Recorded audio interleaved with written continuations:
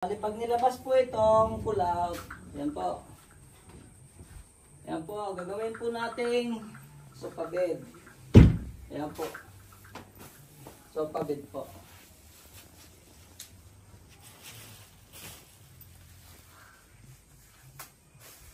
Napakalinis po yan at napakaganda, pulido po at quality po yung mga materials niya.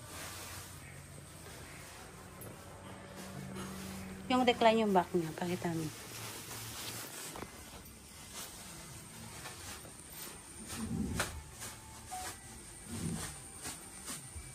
Dito may ako dyan.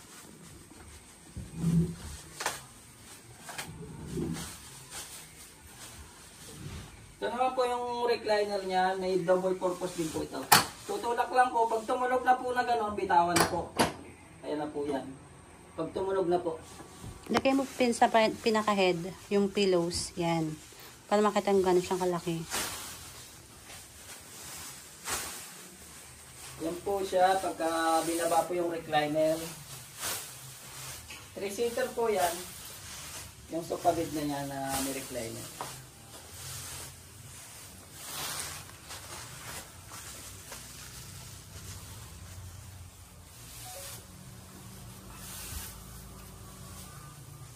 Ayan po ang ating 3-seater na sofa bed na may recliner.